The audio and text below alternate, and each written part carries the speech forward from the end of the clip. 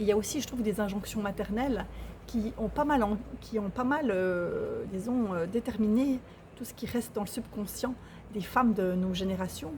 Euh, Sois indépendante, hein, ne dépends jamais d'un homme, les études d'abord, la carrière d'abord, la famille tu verras ensuite, dit de manière verbale ou non verbale. Alors je ne dis pas que tous ces messages sont faux, qu'ils sont tous à jeter à la poubelle. Je ne nie pas qu'ils ont une raison d'être, qu'ils ont peut-être une raison d'être. Je relève juste la portée des croyances implantées en nous, parce que lorsque nous agissons à partir de nos croyances, et non pas à partir de notre vérité intérieure, qui n'est jamais identique à celle de notre voisine, de notre amie, de notre mère, eh bien c'est dangereux. Nous sommes juste en train de reproduire finalement un programme, des programmes implantés en nous. Et du coup, nous ne savons plus nous relier en nous, à nous-mêmes. Et donc il y a toute cette dimension collective, anti-vie, anti-fécondité. Donc c'est sur un plan collectif. Puis il y a le plan individuel ensuite.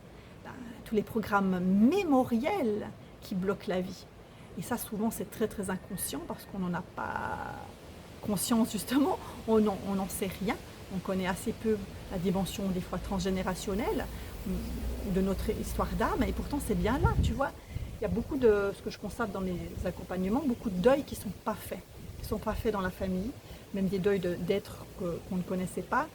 Il y a beaucoup de traumas familiaux autour de l'enfantement, des pertes d'enfants, des histoires d'abus, d'inceste, d'abandon, tes propres blessures d'enfance. Et puis, ce que je disais tout à l'heure, hein, ton histoire d'âme à toi, en fait, ce que tu portes depuis bien avant cette incarnation et qui agit en fait comme un programme ou un ensemble de programmes à ton insu. Et tout ça, en fait, ça vient en fait te couper de ton énergie vitale, en fait, de tes élans féconds, de ce feu intérieur qui va amener cet accès à cette fécondité. Et souvent, c'est un travail en fait de retrouver cet élan, de retrouver ce feu, de retrouver cette fécondité.